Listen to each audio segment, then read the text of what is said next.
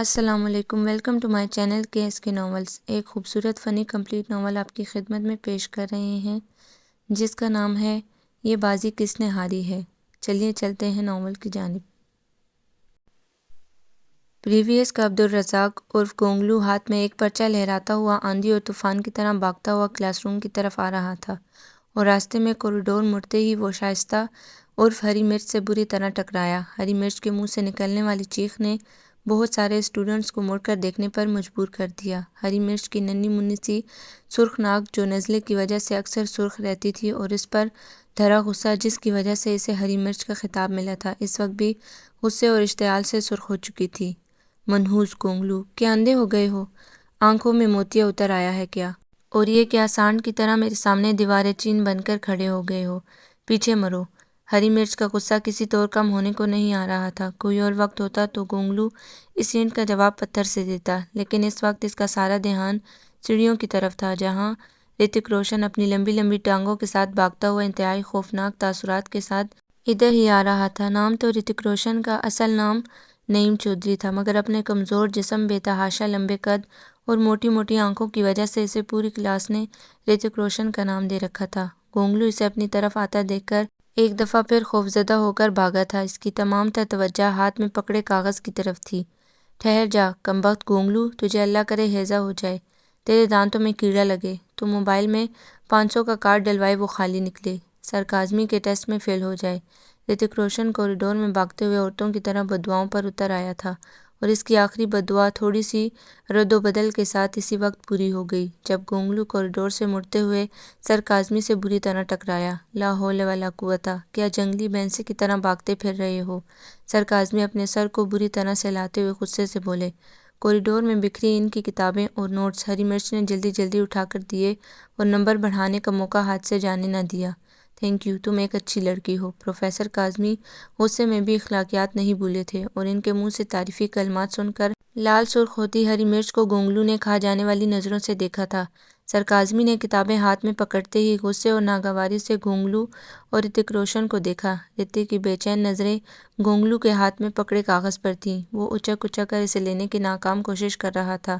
Professor Kazmi نے ہاتھ بڑھا کر گونگلو سے کاغذ چھینا، اور وہیں کھڑے کھڑے دونوں کی شان میں جو کلمات کہے وہ ساری پریویس اور فائنل نے اپنے گناہگار کانوں سے خود سنے۔ سر کاظمی وہ اشتعال انگیز پرچہ بطور ثبوت ہاتھ میں پکڑے کلاس روم میں داخل ہوئے تھے۔ پوری کلاس کے لیے اپنی مسکراہٹوں کو چھپانا انتہائی دشوار ہو رہا تھا۔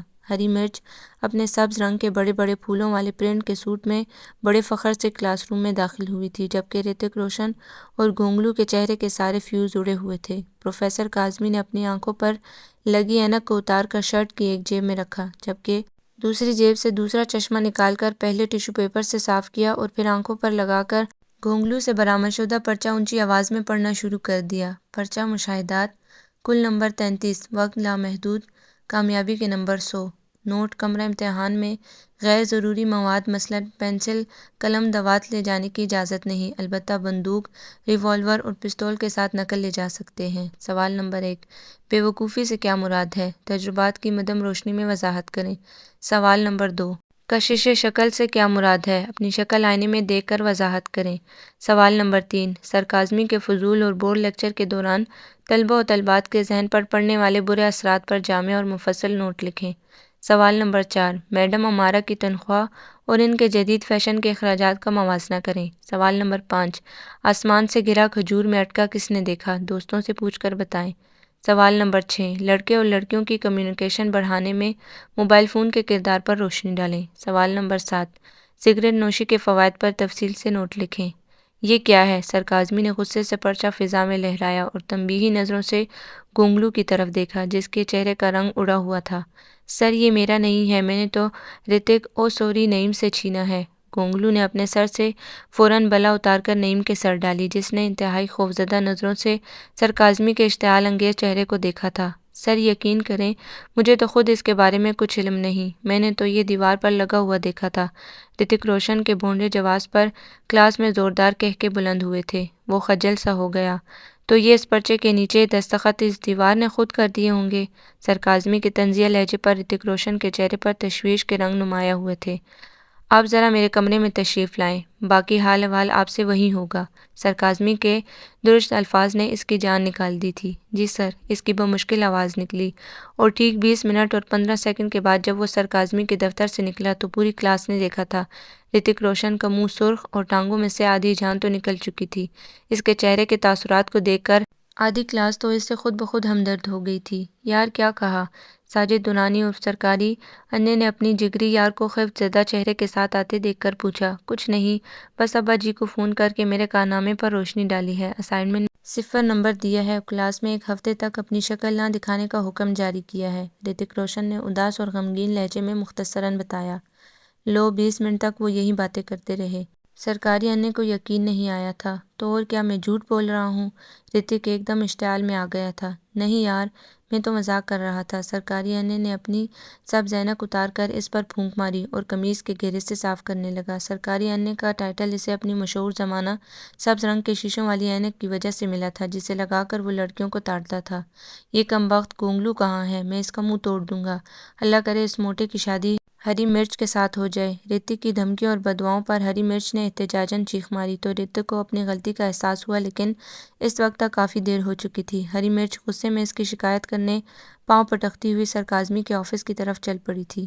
رتک کے چہرے کا رنگ ایک دم اڑا تھا اور باقی کلاس کے لوگوں کا اوپر کا سانس اوپر اور نیچے کا نیچے رہ گیا تھا۔ اس موقع پر مدر ٹیریسا یعنی شگفتہ بانو نے عقل مندی دکھائی اور بھاگ کر ہری مرچ کا راستہ روکا تو رتک کے چہرے پر کچھ سکون کے تاثرات نمودار ہوئے۔ آخر میرا کیا قصور ہے جو میری اس موٹے بھینسے کے ساتھ شادی ہو؟ ہری مرچ پاؤں پٹک پٹک کر احتجاج کر رہی تھی۔ ہاں، خود تو جیسے حسینہ عالم ہے نا، بدمزاج ہری مرچ۔ سرکاری انے نے بھی اپنا غصہ نکالا مگر نسبتاً سرگوشی میں۔ بکواس بند کر، وہ پہلے ہی پہاڑی پر چڑھی ہوئی ہے۔ رتک روشن نے جھنجھلا کر اسے کوسا۔ کوئی بات نہیں مدر ٹیریسا، معاملہ سیٹ کر لے گی۔ سرکاری انے کو شگفتہ بانو کی صلاحیتوں پر مکمل بھروسہ تھا کیونکہ وہ خاصی حساس دل کی دوستانہ مزاج کی حامل لڑکی تھی اور ہر کسی کی پریشانی میں اس سے زیادہ پریشان ہونے کی وجہ پوری کلاس نے اس کا نام ہی مدر ٹیریسا رکھ دیا تھا۔ یار ویسے سر نے میرے ساتھ اچھا نہیں کیا، جو کہنا تھا خود کہہ لیتے۔ اب ابا جی کے ہاتھوں کون مجھے بچائے گا؟ وہ تو پہلے ہی کہتے ہیں دفعہ مار پڑھائی کو۔ اور نعیم عرف رتک روشن کو ابا جی کی متوقع بے عزتی کے خوف نے پریشان کر رکھا تھا۔ ویسے یار کہتے تو تم ٹھیک ہو، تمہارے ابا جی بے عزتی بھی تو رچ کے کرتے ہیں۔ یاد ہے جب ہمارا جناب سے ٹرپ لیٹ ہو گیا تھا، تمہارے ابا جی نے سارے بس کے سامنے تمہیں ناقابل بیان گالیاں دی تھی اور سر تنوین کا بھی لحاظ نہیں کیا تھا۔ ساجد عرف سرکاری انے نے یاد دلایا تو نعیم کا چہرہ خاصا خفت زدہ ہو گیا۔ بس یار، وہ تو بیبی کی وجہ سے ابا پریشان ہو گئے تھے، میں ہوں بھی تو اکلوتا، تھوڑا ٹائم اوپر نیچے ہو جائے تو ابے اور بیبے دونوں کا بی پی ڈاؤن ہونے لگتا ہے۔ نعیم نے گھبرا کر فوراً صفائی دی۔ پوری کلاس کی اب اس واقعے سے دلچسپی ختم ہو گئی تھی، اس لیے سب ادھر ادھر ہو گئے تھے۔ بلال بھائی، کیا واقعی میرے ہاتھ میں لو میرج کی لائن نہیں ہے؟ طوبیٰ کو نہ جانے کیوں یقین نہیں آ رہا تھا، اس نے انتہائی رنجیدہ لہجے میں پوچھا۔ جب کوئی ایسی لائن نہیں ہے تو کیا اب بلال بھائی خود بنا دیں؟ اب پیچھے کرو ہاتھ، صبح سے دکھا رہی ہو، اب ہمیں بھی موقع دو ورنہ بریک ٹائم ختم ہو جائے گا۔ ہری مرچ کو نہ جانے کیوں پھر غصہ آ گیا تھا۔ اس وقت ان کا سارا گروپ سوشل سائنسز ڈپارٹمنٹ کے سامنے بنے ہوئے لان میں بیٹھا فائنل ایئر کے بلال رضا کو ہاتھ دکھانے کے شغل میں مصروف تھا۔ تمہیں کیا تکلیف ہے؟ اگر بلال بھائی میرا ہاتھ دیکھ رہے ہیں 2 منٹ سکون سے نہیں بیٹھ سکتی؟ فوراً ہی ٹر شروع کر دیتی ہو۔ طوبیٰ بھی بھڑک اٹھی تھی۔ مجھے کیوں تکلیف ہونے لگی؟ لیکن اگر لو میرج کی لائن نہیں ہے تو اس میں ہمارا کیا قصور؟ اتنی مشکل سے تو بلال بھائی ہاتھ لگے ہیں اور تم لسوڑی کی طرح چمٹ کر بیٹھ گئی ہو۔ ہری مرچ حسب عادت بھڑک اٹھی تھی۔ بلال بھائی کے ساتھ جوڑ کر بیٹھ جاؤ اور دکھا لو اپنا چٹانگ بھر ہاتھ جس میں صرف 1.5 لائن ہے اور باقی صاف اور چٹا جیسے تمہارا دماغ۔ طوبیٰ نے خونخوار نظروں سے اسے دیکھ کر حساب برابر کیا۔ لڑکیوں، پہلے یہ لڑنا بند کرو، بھائی کی گردان بھی ختم کرو ورنہ میں سب کی قسمتیں پھیر دوں گا۔ حد ہو گئی، پچھلے 1 گھنٹے سے چاروں کی پسند کی شادی کروا چکا ہوں، اگر ایک آدھ کی نہیں ہو رہی تو وہ بندہ صبر کر لے، مگر ہماری قوم میں صبر کہاں۔ بلال بھائی کے مصنوعی خفگی بھرے لہجے کو کسی نے بھی اہمیت نہیں دی اور اسی افراتفری میں گونگلو بالکل شائستہ کے ساتھ جڑ کر بیٹھ گیا تھا اور شائستہ عرف ہری مرچ کو اس کا قطعاً احساس نہیں تھا ورنہ اب تک وہ اچل کر دور جا بیٹھتی۔ بلال بھائی، آپ پہلے مجھے بتائیں کہ میری شادی خاندان میں ہے یا خاندان سے باہر؟ گونگلو نے اپنا ہاتھ ہری مرچ کے ہاتھ کے بالکل اوپر رکھ دیا تھا۔ تمہارے ہاتھ میں شادی کی لکیر ہی نہیں ہے، اپنا منحوس ہاتھ پیچھے کرو۔ ہری مرچ کو اس نامعقول حرکت پر غصہ آ گیا تھا۔ بہت مشکل سے تو طوبا کو وہاں سے اٹھایا تھا۔ بندے کی اگر شکل اچھی نہ ہو تو وہ بات اچھی کر لے۔ میری سہوال والی پھوپھی زبیدہ کا رشتہ لے کر پچھلے 4 روز سے ہمارے گھر دھرنا مارے بیٹھی ہے، اور تم کہتی ہو کہ لائن نہیں؟ گونگلو نے کھا جانے والی نظروں سے اسے دیکھا۔ تمہاری پھوپھی کا دماغ خراب ہو گیا ہے کیا؟ یا پھر اس کی سوتیلی بیٹی ہے کوئی؟ ہری مرچ نے سراسر چڑھایا۔ میری پھوپھی کا دماغ خراب نہیں بلکہ تمہارا دماغ خراب ہے جو ایسی بہکی بہکی باتیں کر رہی ہو۔ اور اپنی اینک صاف کرو تاکہ تمہیں واضح نظر آنے لگے۔ گونگلو کون سا کسی سے کم تھا؟ اس لڑائی کا سب سے زیادہ فائدہ سرکاری انیہ نے اٹھایا۔ وہ ہاتھ دکھانے میں مصروف تھا جبکہ شائستہ اور عبدالرزاق اب ہاتھ دیکھنا بھول کر ایک دوسرے پر بمباری کرنے میں مصروف ہو چکے تھے۔ اوئے نجومی کی اولاد، پریویس کے بیوقوفوں کو گولی مارو اور کلاس میں آ جاؤ، میڈم امارا میڈیا کمیونیکیشن کی کلاس لینے آ رہی ہیں۔ فائنل کے کسی اسٹوڈنٹ نے 2nd فلور سے لٹک کر بلال کو اطلاع دی تو وہ فوراً اپنا مشغلہ ادھورا چھوڑ کر اٹھ کھڑا ہوا۔ یار ٹھہر جاؤ، میڈم امارا جتنی لمبی ہیل پہن کر اور جتنی نزاکت کے ساتھ آہستہ آہستہ چلتی ہیں وہ اگلے 15 منٹ میں ہی کلاس روم میں پہنچیں گی۔ تم میرا ہاتھ تو مکمل دیکھ جاؤ۔ گونگلو نے بازو پکڑ کر بلال کو دوبارہ بٹھایا۔ یار مجھے جانے دو، میڈم کو تو ویسے ہی آج کل مجھ پر بہت غصہ آتا ہے۔ ان کا خیال ہے کہ ان کی پارکنگ میں کھڑی گاڑی کے ٹائروں کی ہوا میں نکالتا ہوں۔ بلال نے اپنا دکھڑا بیان کیا۔ دفع کر میڈم کی پرٹیچر گاڑی کو، میرا ہاتھ دیکھ لے ورنہ آج میڈم کی گاڑی کو پنکچر کر کے ٹائروں پر تمہارا نام اور رول نمبر لکھ دوں گا۔ گونگلو نے دھمکی دی۔ اوئے تم موٹے اپنے سینئر کو دھمکی دے رہے ہو؟ بلال کو ابھی ابھی اپنے سینئر ہونے کا احساس ہوا تھا۔ او نہیں یار، ویسے ہی مذاق کر رہا تھا۔ گونگلو نے اسے غصے میں دیکھ کر فوراً پینترا بدلا تو بلال نے بھی بادل نخواستہ اس کا ہاتھ پکڑا اور بیزاری سے دیکھنا شروع کر دیا۔ عبدالرزاق عرف گونگلو، تمہارے ہاتھ میں اچانک محبت کی لائن ہے، جیسے لوگ اچانک ملیریا سے ٹائیفائڈ بخار میں مبتلا ہو جاتے ہیں، ویسے ہی تیری قسمت میں ایک دھواں دار محبت لکھ دی گئی ہے۔ بلال کے انکشاف پر گونگلو کا منہ کھلے کا کھلا رہ گیا اور وہ اپنے ہاتھ کو ایسے دیکھنے لگا جیسے اس ہاتھ میں محبت کا چہرہ بھی دکھائی دے رہا ہو۔ مگر کس سے؟ رتک روشن نے خاصا معقول سوال کیا۔ اسی سے جس سے یہ سب سے زیادہ لڑتا ہوگا، بلال نے دھماکہ کیا۔ کیا؟ سب کی نظریں ہری مرچ کی طرف منتقل ہو گئیں جو اپنی اینک اتار کر دوپٹے کے پلو سے اس کا شیشہ رگڑنے میں مصروف تھی۔ تم مس ورڈ جو ہوئی، گونگلو نے طنز کیا۔ اپنا منہ بند رکھا کرو موٹے آلو گول گول، ہری مرچ نے بھڑک کر جواب دیا۔ ایک دفعہ پھر ایک نئے دنگل کا آغاز ہو چکا تھا جبکہ بلال نے اس موقع سے بھرپور فائدہ اٹھایا اور وہاں سے کھسک گیا، جبکہ باقی ساری کلاس گونگلو اور ہری مرچ کی صلح کروانے میں لگ گئی۔ مجھے یقین ہے کہ سرکاری انا اپنے ڈپارٹمنٹ کا الیکشن اپنی اینک کی وجہ سے ہارا ہے، اور یہ بات شک و شبہ سے بالاتر ہے۔ تبھی کلاس کی 4 لڑکیوں کے علاوہ سب نے اپنے ووٹ کنکھجورے کو دیے۔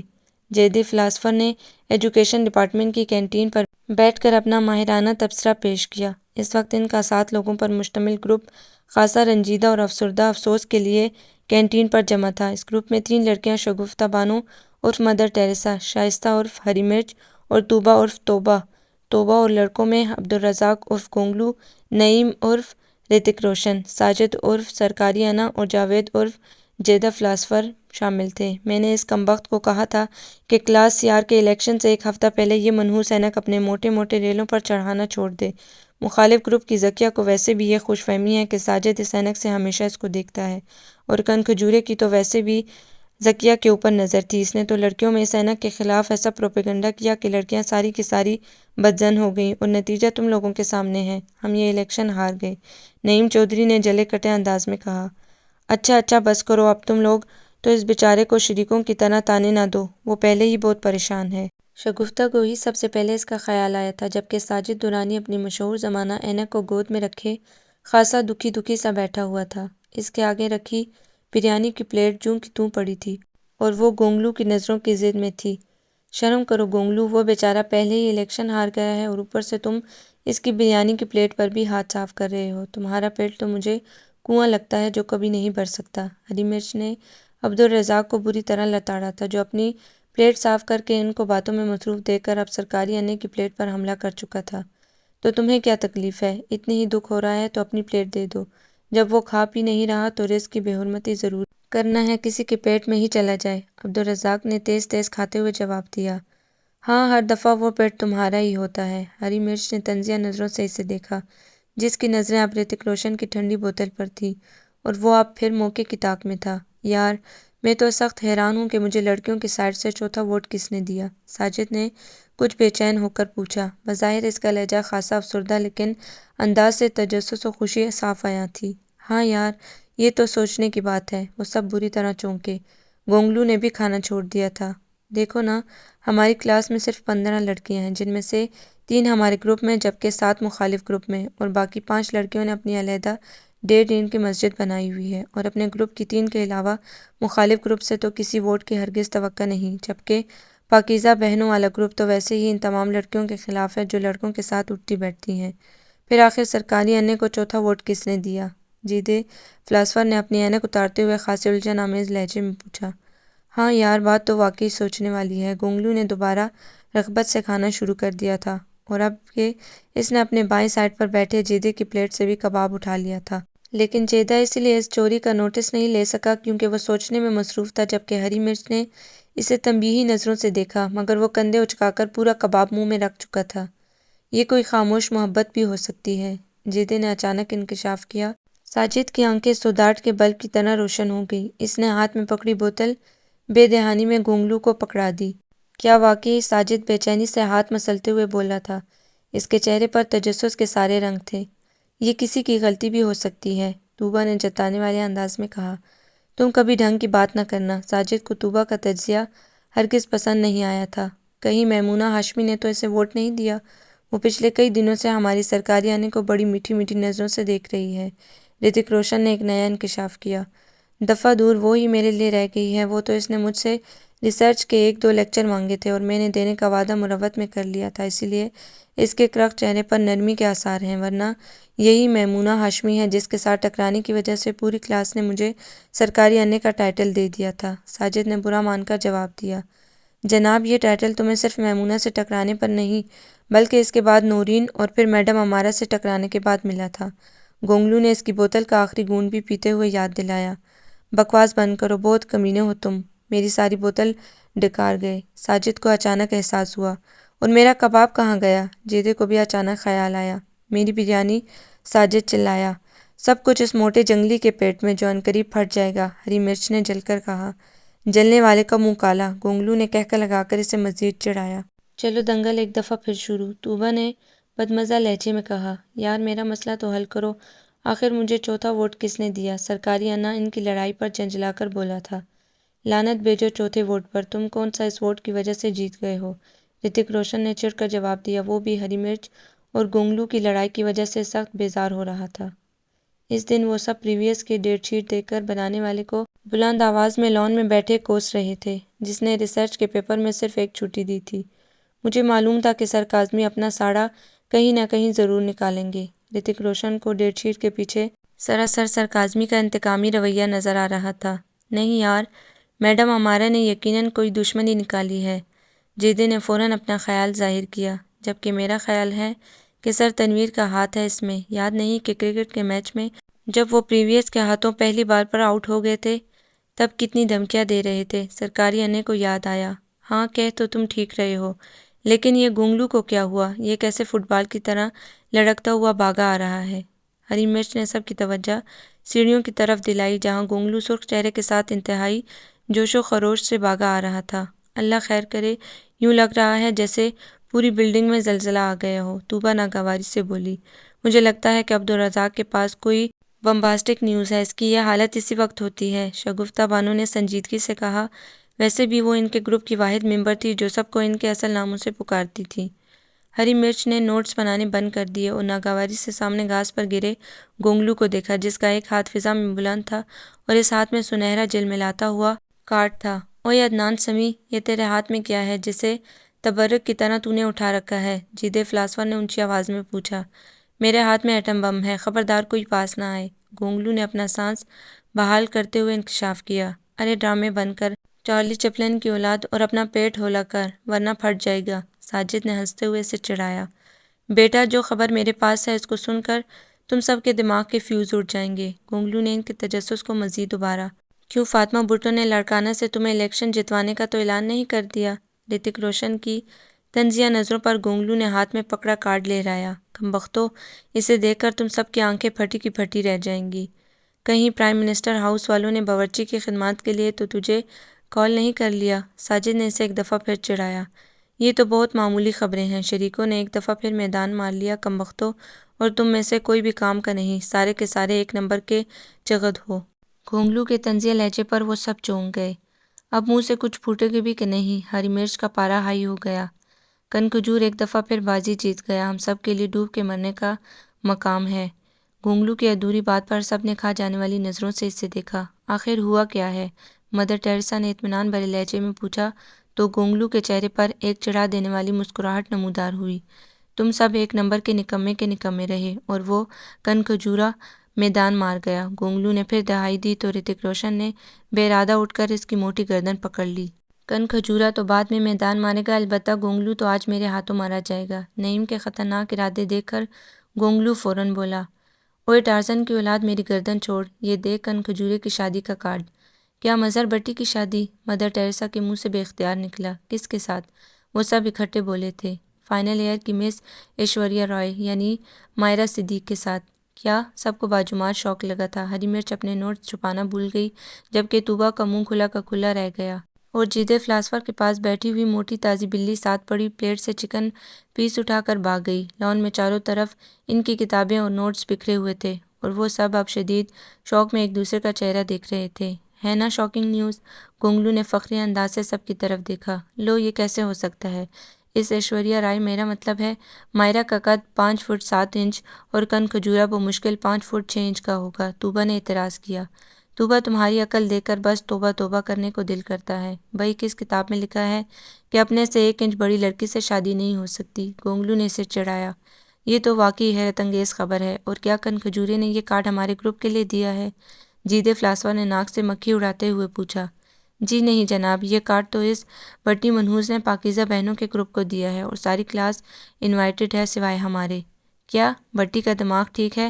پہلے فائنل ایئر کی لڑکی سے ہماری ناک کے نیچے عشق لڑایا، اور لڑکی بھی اتنی لمبی جسے سر اٹھا کر دیکھنا پڑتا ہے، اوپر سے ہمارے معزز گروپ کو شادی میں انوائٹ نہیں کیا۔ لگتا ہے بٹی آداب دشمنی سے ناواقف ہے۔ ساجد کو سخت غصہ آ رہا تھا۔ تو تم بھی اپنی شادی پر اسے نہ بلانا، طوبیٰ نے جھٹ مشورہ دیا۔ اس سے شادی کرے گا کون؟ گھونگلو نے مذاق اڑایا۔ بکواس بند کر، ہمارا خاندان تو لڑکیوں سے بھرا پڑا ہے، تو اپنی فکر کر، موٹے عدنان سمیع۔ ساجد بری طرح چڑ گیا تھا۔ ہاں، خاندان کی بیچاری مظلوم لڑکیاں ہی ایسے نمونوں کے لیے قربانی دیتی ہیں۔ گھونگلو نے شادی کے کارڈ سے ہوا جلتے ہوئے اسے مزید چڑھایا۔ تم میری فکر چھوڑو اور یہ سوچو کہ 15 دن بعد ہونے والے امتحان میں تمہیں پاس کیسے ہونا ہے، کیونکہ شائستہ نے اس دفعہ پہلے ہی اعلان کر دیا ہے کہ وہ اپنے نوٹس کسی کو نہیں دے گی۔ ساجد نے بھی اسے طنزیہ نظروں سے دیکھا۔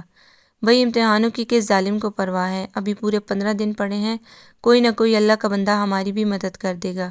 ابھی تو یہ سوچو کہ کنکھجورے نے جو ہمیں شادی پر نہ بلا کر ہماری بے عزتی کی ہے، اس کا بدلہ کیسے لیا جائے۔ گھونگلو نے لاپرواہ انداز سے کہتے ہوئے کتابوں کا تکیہ بنایا اور لان کی گھاس پر لیٹ گیا۔ ویسے یار، بٹی نے ہمارا سر فخر سے بلند کر دیا۔ اب ہم فائنل کے سامنے سر تان کر چلیں گے۔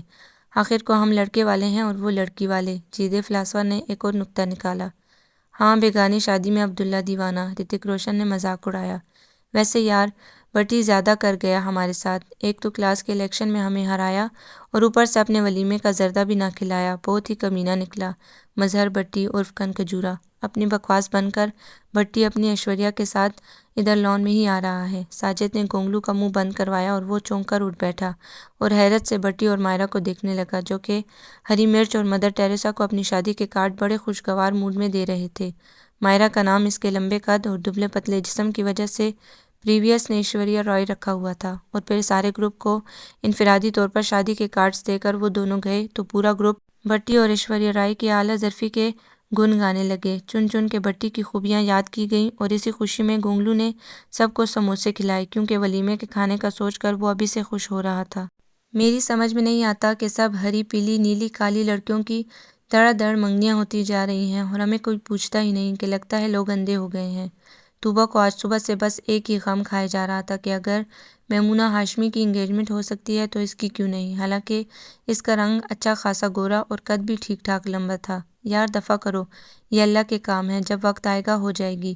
شگفتہ نے اسے تسلی دی۔ اس وقت وہ تینوں اکٹھی لائبریری میں تھی۔ شائستہ دڑا دڑ نوٹس بنا رہی تھی، جبکہ لڑکے آج فٹ بال کا میچ کھیلنے عمر حال کے پاس بنے گراؤنڈ میں گئے ہوئے تھے۔ پتہ نہیں کب وقت آئے گا، بلکہ مجھے تو لگتا ہے کہ آ کر گزر بھی گیا۔ کتنا شوق تھا کہ میں بھی ڈپارٹمنٹ میں شرماتے شرماتے مٹھائی لے کر آؤں، مگر مجھے لگتا ہے کہ یہ حسرت ہی رہے گی۔ طوبیٰ کا دکھ کسی طور کم نہیں ہو رہا تھا۔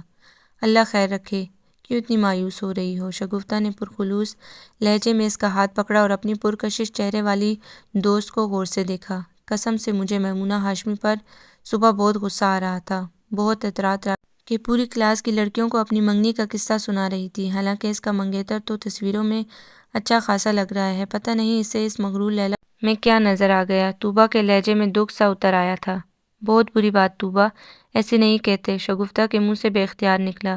اور کیا یار، اوپر سے اللہ نے قد کے معاملے میں بھی خود کفیل کر دیا۔ اب بتاؤ کہ لڑکیوں کا بھلا 5 فٹ 6 انچ قد اچھا لگتا ہے کیا؟ طوبیٰ پر آج قنوتیت کا دورہ پڑا ہوا تھا۔ فضول باتیں بند کرو اور آرام سے پبلک ریلیشن کے نوٹس بناؤ، دماغ ایک دم سیٹ ہو جائے گا۔ شائستہ نے تیزی سے قلم چلاتے ہوئے خلاف معمول نرم لہجے میں مشورہ دیا، جو طوبیٰ کو ہرگز پسند نہیں آیا تھا۔ تب ہی وہ تڑک کر بولی تھی، محترمہ شائستہ صاحبہ، ان کتابوں اور نوٹسوں کی دنیا سے نکل آئیے۔ ماس کمیونیکیشن میں ماسٹرز کرنے کے بعد کوئی آپ کو تمغہ نہیں مل جائے گا۔ ہم لڑکیوں کی زندگی کا واحد کام ہانڈی چولہا کر کے بچے پالنا ہے، اور سب سے مشکل کام شادی کرنا ہے، جسے ہمارے معاشرے کے لوگوں نے سخت مشکل بنا دیا ہے۔ یہ ایم اے کی ڈگری تو مل جائے گی، مجھے اس کے بعد کے سالوں کی فکر ہے، جب لڑکوں کی مائیں ہمیں اوور ایج کا میڈل پہنا کر ریجیکٹ کر دیا کریں گی۔ اور تم بھی خود کو بدلو، یہ موٹا چشمہ اتار کر لینس لگواؤ، اپنی اسکن کی طرف توجہ دو، اور یہ رضائیوں والے پرنٹ پہننا چھوڑ دو۔ آج کل پڑھاکو فلاسفر ٹائپ لڑکیوں کا کوئی اسکوپ نہیں۔ ایسا نہ ہو کہ تمہاری والدہ کو بھی میری والدہ کی طرح اپنی جوان ہوتی بیٹیوں کو دیکھ دیکھ کر ڈپریشن ہونے لگے۔ طوبیٰ کے تلخ لہجے پر شائستہ کے چہرے کی رنگت ایک دم پھیکی ہو گئی تھی۔ وہ زبردستی مسکرائی اور خواہ مخواہ اپنا چشمہ اتار کر ٹیشو سے صاف کرنا شروع کر دیا۔ فار گاڈ سیک، طوبیٰ کیا ہو گیا ہے تمہیں؟ شگفتہ نے اپنے سنجیدہ لہجے میں مسکرا کر کہا۔ دماغ خراب ہو گیا ہے میرا۔ کیمپس سے گھر جاؤں تو میری ماں کے ڈپریشن میں کہے گئے جملے مجھے ساری رات سونے نہیں دیتے۔ اگر ہم 5 بہنوں میں سے کسی کی بھی شادی یا منگنی نہیں ہوئی تو اس میں ہمارا کیا قصور ہے یار؟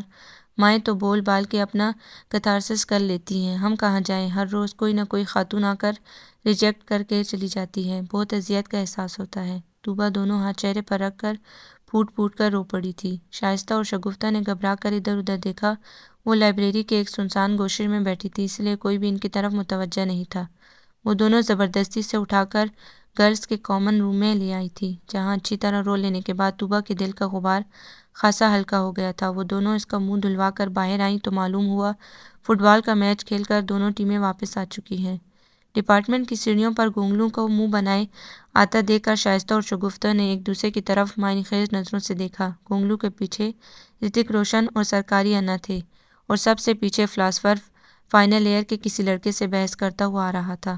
خدا کے واسطے عبدالرزاق، آج یہ مت کہنا کہ ہم لوگ پھر ہار گئے، شگفتہ نے خوشگوار لہجے میں سے دیکھتے ہی چھیڑا۔ جی نہیں، آج فائنل ایئر ہماری وجہ سے جیت گئی، گونگلو نے ڈھائی سے اطلاع دی۔ ویسے اب تو ڈوب کے مر جانے کا مقام ہے، ہری مرچ نے طنز کیا۔ بسم اللہ کرو، تمہارے لیے تو چلو بھر ہی کافی ہوگا، گونگلو نے جواباً وار کیا۔ اوئے یہ اس کو کیا ہوا؟ رتک روشن نے حیرانی سے پوچھا۔ تم لوگوں کی ہار کی اطلاع اس سے برداشت نہیں ہوئی، جب سے اطلاع ملی ہے تب سے محترمہ رو رہی ہیں۔ ہری مرچ کے شرارتی لہجے کو رتک روشن نہیں سمجھ سکا تھا۔ پاگل ہو گئی ہو کیا؟ کھیل میں ہار جیت تو ہوتی رہتی ہے، اس میں رونے سے کیا حاصل؟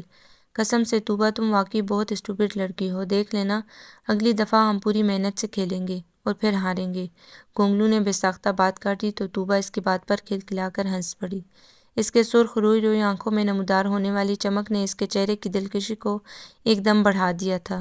رتک روشن نے بڑی خوشگوار حیرت سے اپنے سامنے میرون کلر کے سوٹ میں کھڑی طوبیٰ کو دیکھا، جو اس سمے اسے بہت اپنی اپنی سی لگی تھی۔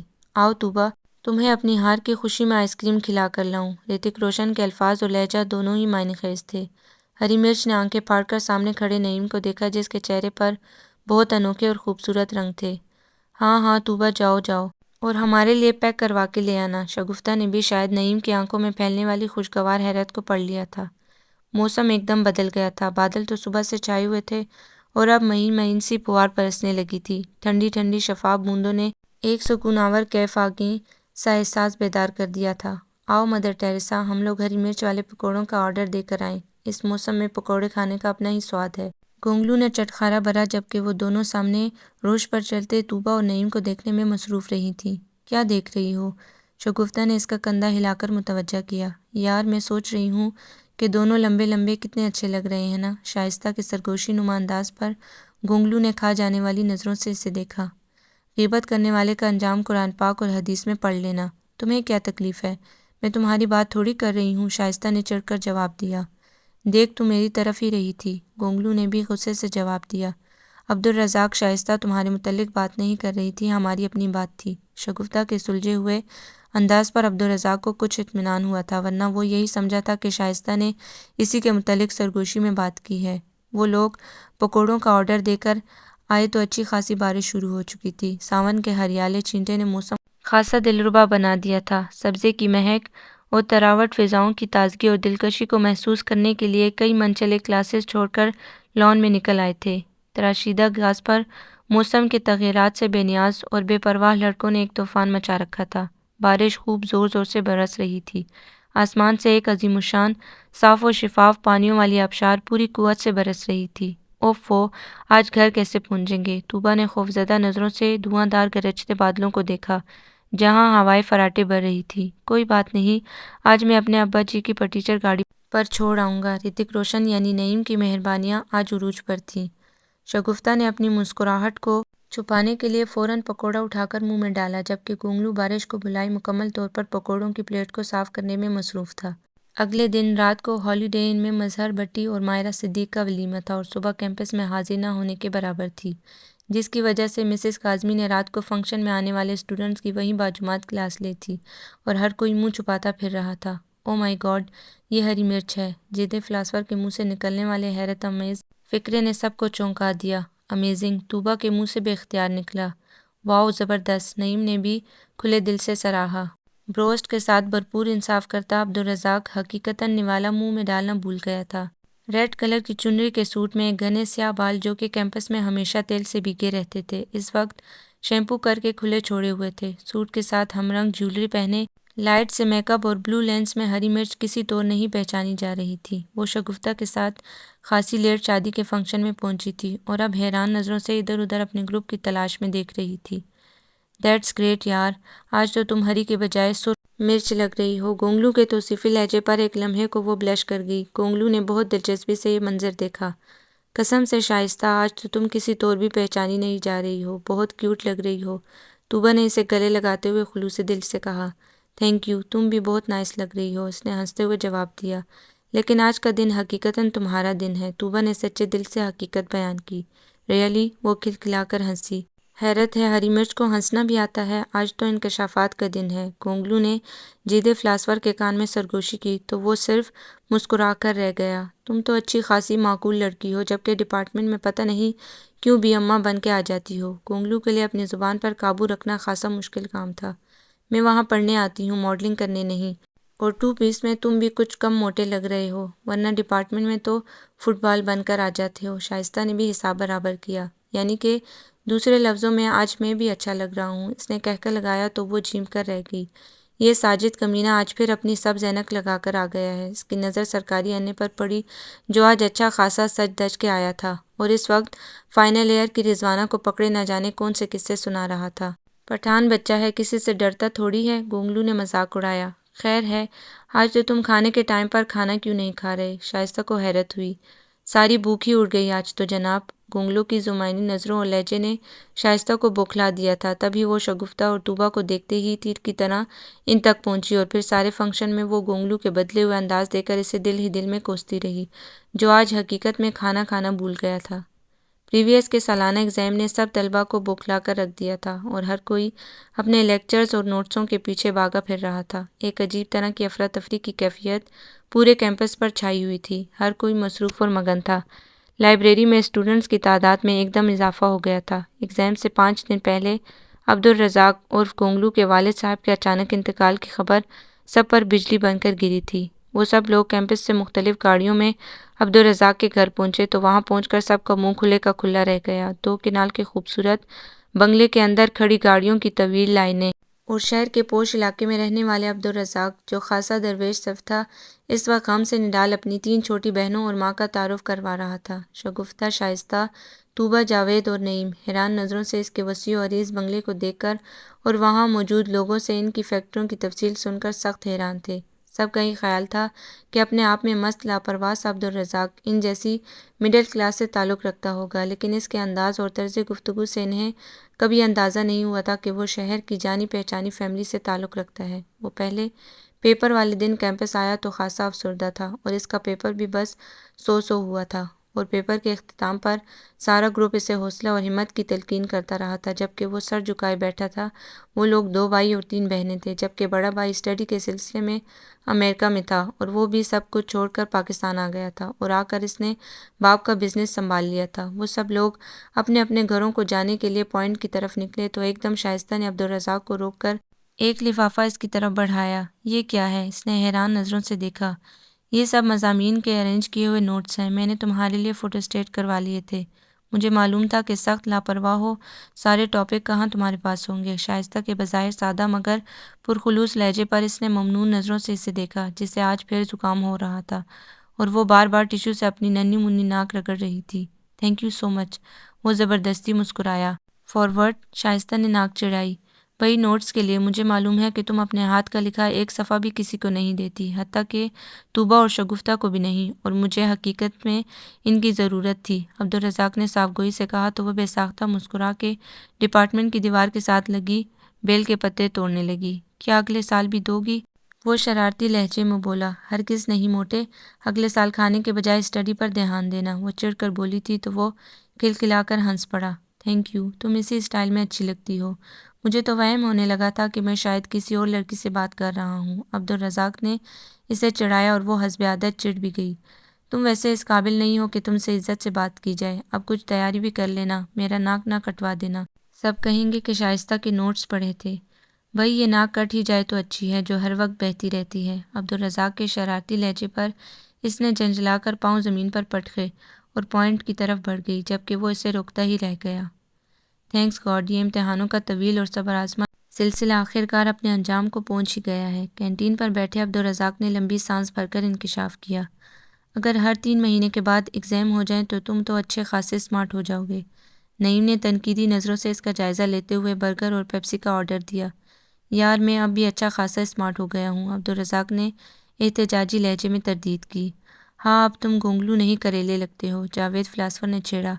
نہیں عبدالرزاق، تم واقعی خاصے اسمارٹ ہو گئے ہو۔ شگفتہ کے صاف گو لہجے پر اس نے اپنی شرٹ کے کالر کھڑے کیے اور شرٹ کی جیب سے چھوٹے سائز کا شیشہ نکال کر اپنا جائزہ لیا۔ آئینہ ٹوٹ جائے گا، بس کرو، بے جان چیزوں پر اتنا ظلم نہیں کرتے، شائستہ نے طنز کیا۔ بھئی جب وہ تمہیں برداشت کر سکتا ہے تو میں تو اچھا خاصا معقول بندہ ہوں۔ اس کے انداز میں شرارت کا رنگ نمایاں تھا۔ کیوں، مجھے کیا ہوا ہے؟ اچھی خاصی تو ہوں میں، وہ کمر پر ہاتھ رکھ کر لڑاکا انداز میں گویا ہوئی۔ تو کیوں، مجھ میں کیڑے پڑے ہوئے ہیں کیا؟ عبدالرزاق نے بھی کھا جانے والے لہجے میں کہا۔ لو شروع ہو گئے پھر، اگر ان کی شادی ہو جائے تو سارا دن گھر میں برتن ہی ٹوٹا کریں، طوبیٰ نے بیزار لہجے میں کہا اور سامنے پڑی ٹرے سے برگر اٹھا کر کھانا شروع کر دیا۔ میرا دماغ خراب ہے جو میں اس گونگلو سے شادی کروں، شائستہ پٹاخ سے بولی۔ ہاں تو میری آنکھیں خراب ہیں جو اس ہری مرچ سے شادی کروں، عبدالرزاق نے تڑک کر جواب دیا۔ اور جاؤ جاؤ، خوش قسمت ہوگا جو میرا لائف پارٹنر بنے گا۔ کیوں، شادی کے بعد تم کیا گونگی بن جاؤ گی؟ عبدالرزاق نے ناک سے مکھی اڑائی۔ نہیں، تم بہرے ہو جاؤ گے، اس نے غصے میں برگر اٹھا کر کھانا شروع کر دیا۔ یعنی کہ تم مجھ سے شادی کے لیے راضی ہو؟ عبدالرزاق نے دلچسپ نظروں سے اسے دیکھا۔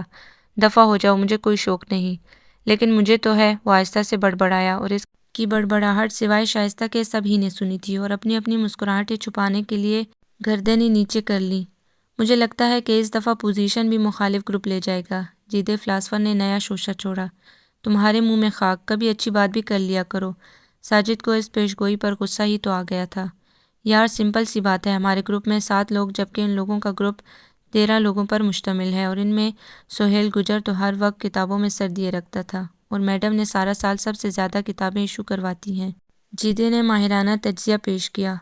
سہیل گجر پر تو مجھے شک ہے کہ وہ کتاب میں اپنی پینڈو منگیتر کی تصویر رکھ کر دیکھتا رہتا تھا، جبکہ میڈم بھی کوئی خاص اسٹوڈنٹ نہیں، ہر وقت ان کی طرح گردن اٹھا کر دائیں بائیں دیکھتی رہتی ہے۔ یونیورسٹی میں ہونے والے ہر سانحے پر سب سے پہلے پہنچنا گویا اس کا اخلاقی اور قانونی حق ہے۔ مجھے تو لگتا ہے کہ اس کے پیروں میں پہیے لگے ہوئے ہیں۔ نعیم نے بیزاری سے اپنی رائے کا اظہار کیا۔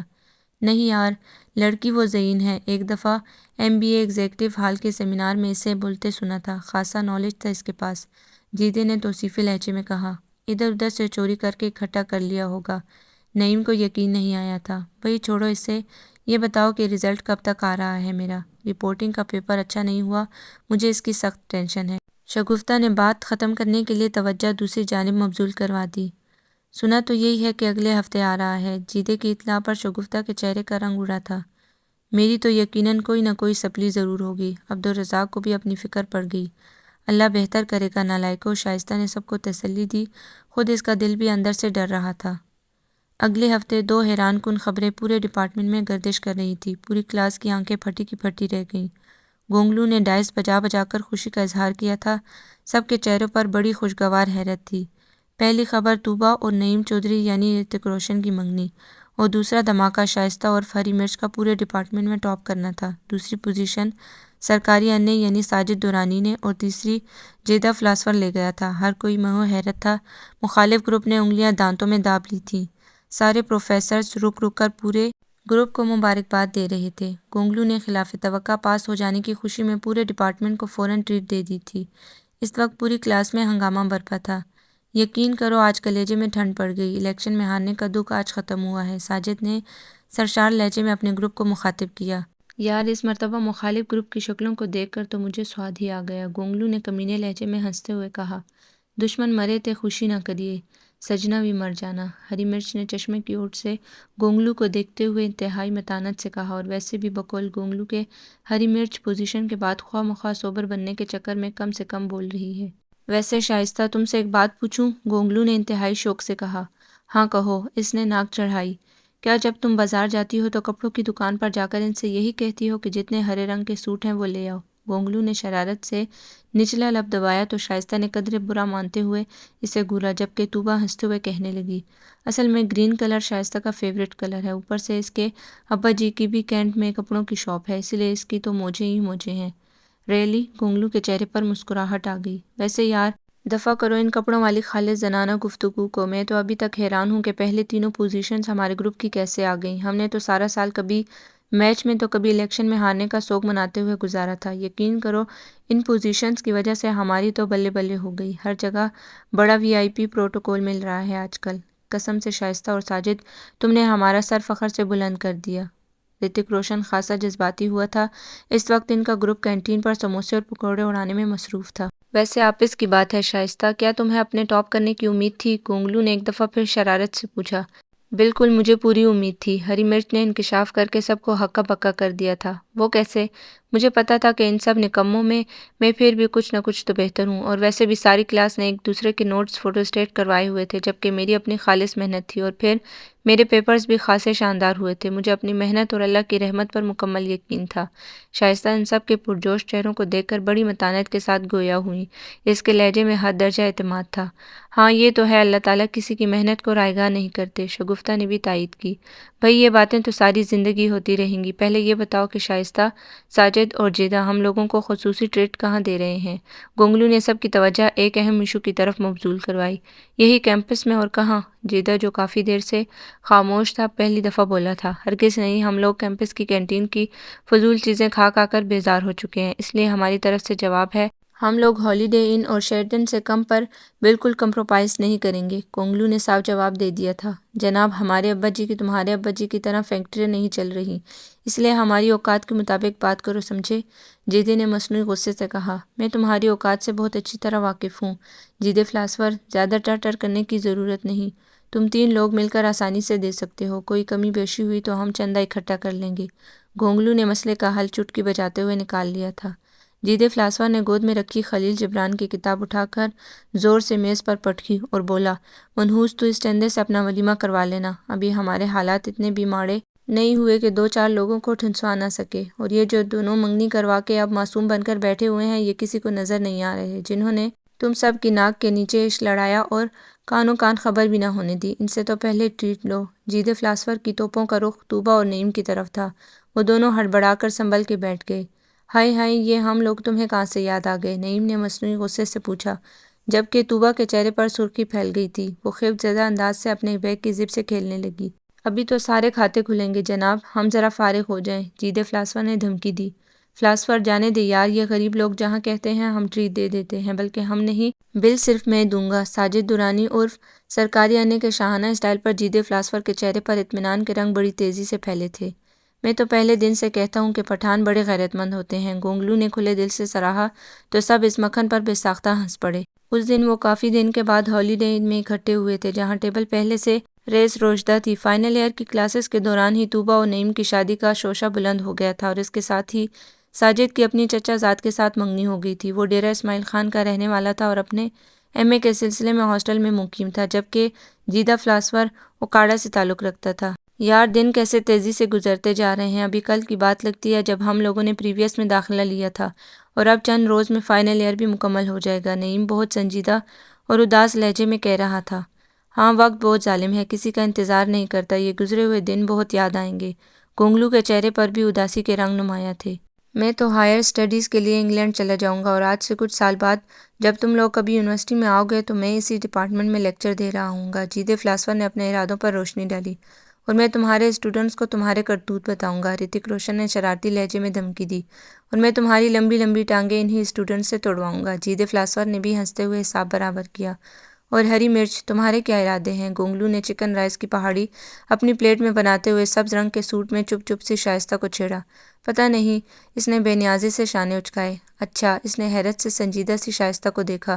ویسے تم لوگوں نے غور نہیں کیا کہ یہ اپنی شائستہ نے جب سے پارٹ 1 میں ٹاپ کیا ہے تب سے یہ کچھ سنجیدہ اور سوبر سی ہو گئی ہے، اور اس نے اپنی زبان کا استعمال بھی خاصا کم کر دیا ہے۔ تمہیں آخر تکلیف کیا ہے؟ شائستہ نے چمچہ اٹھا کر پلیٹ میں پٹکا اور خونخوار آنکھوں سے عبدالرزاق یعنی گونگلو کو دیکھا۔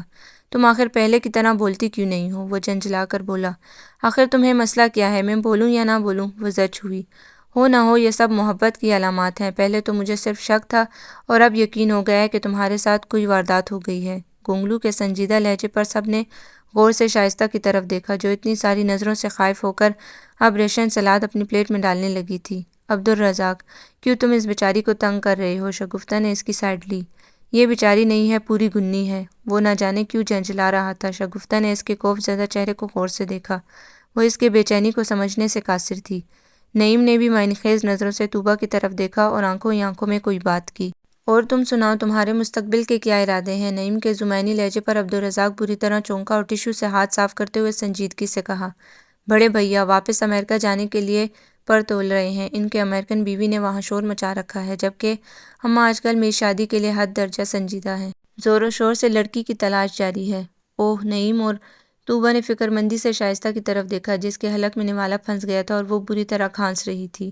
دھیان سے یار۔ شگفتہ نے فوراً اس کی کمر کو سہلاتے ہوئے پانی کا گلاس بڑھایا، جسے گھونٹ گھونٹ پیتے ہوئے وہ خاصی سنبھل گئی تھی۔ عبدالرزاق نے بہت فکر مندی اور محویت سے اسے دیکھا، جس کی ناک سرخ ہو رہی تھی، اور اب وہ خفت زدہ انداز سے پلیٹ کے اندر صرف چمچہ ہلا رہی تھی۔ بھئی، لڑکی تلاش کرنے کی کیا ضرورت ہے؟ بس دائیں بائیں سے کوئی بھی دیکھ لو۔ جاوید فلاسفر کے حد درجہ سنجیدہ انداز پر سب چونک گئے۔ کیا مطلب ہے تمہارا؟ عبدالرزاق نے سوالیہ نظروں سے اسے دیکھا۔ بھئی، مطلب کا تو مجھے پتہ نہیں، بے شمار اچھی لڑکیاں ہیں، تم خود کسی ایک آدھ کا نام لے کر اپنی اماں کا مسئلہ حل کر دو، اور ان باقی لڑکیوں کی خلاصی کرواؤ جو بیچاری روزانہ ریجیکٹ ہونے کا عذاب سہ رہی ہوں گی۔ نعیم نے سنجیدگی سے کہا تو وہ سر ہلا کر رہ گیا۔ اور سب کان کھول کر سن لیں، خبردار، ہمارا ولیمہ اٹینڈ کیے بغیر کسی نے یہ شہر چھوڑا، چاہے آندھی آئے یا طوفان، نعیم چودھری کا ولیمہ کوئی بھی نہیں چھوڑے گا۔ دوسرے شہر کے لوگوں کو 10 سون حلوے کے ڈبے فری بطور گفٹ ہوں گے۔ میرا خیال ہے کہ تمہارا اپنے ولیمے پر اپنے ابے سے جوتے کھانے کا ارادہ ہے۔ عبدالرزاق نے ہنستے ہوئے اس کے ابا جان کی کنجوسی کی طرف توجہ مبذول کروائی تو سب ہنس پڑے۔ کھانے کے بعد نعیم نے اپنی گاڑی میں طوبہ، جاوید اور ساجد کو بٹھایا، جبکہ عبدالرزاق کی گاڑی میں شگفتہ اور شائستہ تھیں۔ رزاق بھائی، پہلے شگفتہ کو ڈراپ کر دیجیے گا۔ طوبہ نے جاتے جاتے اسے چھیڑا تو وہ چونک اٹھا، جبکہ شائستہ نے حیرانی سے دوسری گاڑی میں خوش و خرم بیٹھی طوبہ کو دیکھا، جو مسلسل مسکرا رہی تھی۔ اس کو کیا ہوا؟ کون سا زعفران کا کھیت دیکھ لیا اس نے؟ شائستہ نے دل ہی دل میں سوچا، اور پھر رزاق اور شگفتہ کی طرف متوجہ ہوئی جو نہ جانے کس بحث میں الجھے ہوئے تھے۔ شگفتہ کا گھر آنے تک وہ دونوں کی بے معنی سی بحث کو خاموشی سے سنتی رہی، حتیٰ کہ عبدالرزاق نے اسے بھی شامل کرنے کی کوشش کی تھی، لیکن وہ دانستہ خاموش رہی۔ اسے نہ جانے کیوں آج کل کچھ بھی اچھا نہیں لگتا تھا۔ وہ خود بھی اپنی طبیعت کے اس رخ کو سمجھنے سے قاصر تھی، اور بعض دفعہ تو وہ خود حد درجہ جھنجھلا جاتی۔ بھئی کن سوچوں میں گم ہو؟ اگلی سیٹ پر آ جاؤ، میں تمہارا ڈرائیور تھوڑی ہوں۔ عبدالرزاق نے گاڑی ایک دم روک دی تھی۔ گاڑی رکی تو اس نے چونک کر دیکھا۔ شگفتہ نہ جانے کب اتر گئی تھی اور وہ اپنے خیالوں میں اس قدر گم تھی کہ اسے اس کے اترنے کی بھی خبر نہ ہوئی۔ ارے شگفتہ کہاں گئی؟ اگلی سائٹ کا دروازہ کھولتے ہوئے اس نے بوکھلاہٹ سے پوچھا۔ ماشاءاللہ، عبدالرزاق نے طنزیہ نظروں سے اسے دیکھا۔ بھئی شائستہ بطول، آج تو فیصلہ ہو کر رہے گا کہ آخر تمہارے حواسوں کو ہوا کیا ہے۔ شگفتہ بی بی آپ کے سامنے اپنے گھر کے گیٹ پر اتری، بلکہ تمہیں بھی خدا حافظ کہا، اور تم پوچھ رہی ہو کہ آخر وہ گئی کہاں؟ تم یہ بتاؤ کہ تمہاری عقل کہاں گئی ہے؟ وہ آج اس کی طبیعت درست کرنے کے موڈ میں تھا۔ سوری، مجھے پتہ نہیں چلا۔ اس کے خفتزدہ لہجے پر عبدالرزاق نے بے ہوش ہونے کی ایکٹنگ کی۔ سوری، وہ بھی تمہارے منہ سے؟ او مائی گاڈ، تمہاری طبیعت ٹھیک ہے؟ عبدالرزاق کو سخت تعجب ہوا تھا۔ تمہارے ساتھ آخر مسئلہ کیا ہے؟ کیوں میرے پیچھے پڑ گئے ہو؟ میں نے کیا بگاڑا ہے تمہارا؟ وہ ایک دم جذباتی ہو کر پھٹ پڑی تھی۔ اگلے ہی لمحے وہ دونوں ہاتھ چہرے پر رکھے دھواں دار رو رہی تھی۔ عبدالرزاق کے ہاتھوں کے طوطے اڑ گئے۔ اوہ بے وقوف لڑکی، یہ کیا فضول حرکت ہے؟ عبدالرزاق نے اسے کندھے سے پکڑ کر رخ اپنی طرف موڑا۔ بلیو می شائستہ، میں تو مذاق کر رہا تھا۔ وہ فوراً وضاحتیں دینے لگا۔ یقین کرو تم مجھے ہمیشہ لڑتی جھگڑتی اور دو بدو جواب دیتی ہوئی اچھی لگتی ہو۔ یہ چپ چپ اور خاموش سی شائستہ کو تو ہری مرچ کہنے کو بھی دل نہیں کرتا۔ اس کی بے چارگی میں دی گئی وضاحت کو سن کر شائستہ کے چہرے پر ایک دم مسکراہٹ دوڑ گئی۔ وہ رونا ختم کر چکی تھی اور خفگی آمیز نظروں سے اسے دیکھتے ہوئے بولی، تم بھی تو اتنے اسمارٹ ہو گئے ہو کہ گونگلو کہنے کو بھی دل نہیں کرتا۔ وہ کہکہ لگا کر ہنسا تھا اور پھر شرارت آمیز نظروں سے اسے دیکھتے ہوئے بولا، میری شادی کی خبر سن کر تمہارے گلے میں پھندا کیوں لگا تھا؟ کیا؟ وہ بلند آواز میں چیخی۔ منہ دھو کے رکھو اپنا۔ وہ تو میں نے چاول زیادہ منہ میں ڈال لیے تھے، ورنہ مجھے کیا مسئلہ ہے؟ اچھا، تمہیں کوئی مسئلہ نہیں تھا تو پھر تم نے اپنے خفیہ نوٹس مجھے کیوں دیے؟ وہ تو تمہارے ابا کا انتقال ہو گیا تھا اس لیے، اس نے جھنجھلاہٹ سے کہا۔ اچھا یہ بات ہے، تو پھر ایگزام کے دوران ہماری کلاس فیلو عافیہ کی امی کا بھی تو انتقال ہوا تھا، تم نے اسے کیوں نہیں دیے؟ وہ بری طرح گڑبڑا گئی۔ ہاں نہ بتاؤ، آپ بولتی کیوں چپ ہو گئی؟ وہ اسے زج کر رہا تھا۔ شٹ اپ، تم اس قابل نہیں تھے کہ تمہاری مدد کی جاتی، خواہ مخواہ میری انسانی ہمدردی کو غلط رنگ دے رہے ہو۔ تم تو ہمارے گروپ کے تھے، اسی لیے میں نے تمہاری مدد کر دی، اور تم خواہ مخواہ خوش فہمی میں مبتلا ہو رہے ہو۔ وہ نظریں چرا کر وضاحتیں دیتی عبدالرزاق کو بہت پیاری لگی تھی۔ اس نے گہری آنکھوں سے اسے دیکھا اور معنی خیز لہجے میں کہا، اب تو کچھ نہیں ہو سکتا۔ اس خوش فہمی کے زیر اثر میں نے اپنی والدہ سے کہہ دیا تھا کہ ادھر ادھر لڑکیاں دیکھنا بند کر دیں۔ ایک ہری مرچ جیسی لڑکی مجھے پسند ہے، بس اسے فائنل کریں، لیکن خبردار، شادی کے بعد میں اس منحوس ہرے رنگ کو ہرگز نہیں پہننے دوں گا، تو پھر میں بھی تمہیں ندیدے لوگوں کی طرح ٹھونس ٹھونس کر کھانے نہیں دوں گی۔ وہ تیزی سے بولی اور عبدالرزاق کے بے ساختہ کہکے پر اسے احساس ہوا کہ وہ کچھ غلط بول گئی ہے۔ تبھی خفت زدہ انداز سے انگلیاں مروڑنے لگی۔ اس کا مطلب ہے کہ تمہیں یہ رشتہ منظور ہے؟ وہ شوق ہوا۔ میں نے یہ کب کہا؟ وہ بوکھلائی۔ دیکھو مکرو نہیں، ورنہ میں اپنی والدہ کی پسند کی ہوئی لڑکی فائنل کر دوں گا۔ اس نے انگلی اٹھا کر وارننگ دی۔ اور میں تمہاری جان نکال دوں گی، وہ بے ساختہ بولی تھی۔ عبدالرزاق کے بلند آواز میں لگائے کہکے اور پرشوق نظروں نے شائستہ کو بری طرح پزل کر دیا تھا۔ شرم و حیا کے ملے جلے رنگ اس کے چہرے پر پھیلے بہت خوبصورت لگ رہے تھے، لیکن وہ مطمئن انداز سے سامنے موجود صاف اور روشن سڑک کو دیکھ رہی تھی۔ اسے نہ جانے کیوں لگ رہا تھا کہ زندگی اس کے لیے بہت سے رنگ اور خوشیاں سمیٹے اس کی منتظر ہے۔ آپ کو یہ ناول کیسا لگا؟ کمنٹس میں اپنی رائے ضرور بتائیں۔ اگر آپ چینل پر نئے ہیں اور چینل کو سبسکرائب نہیں کیا تو کائنڈلی چینل کو ضرور سبسکرائب کر لیں تاکہ نئی آنے والی ویڈیوز آپ کو ملتی رہیں۔ لائک اور شیئر بھی ضرور کریں۔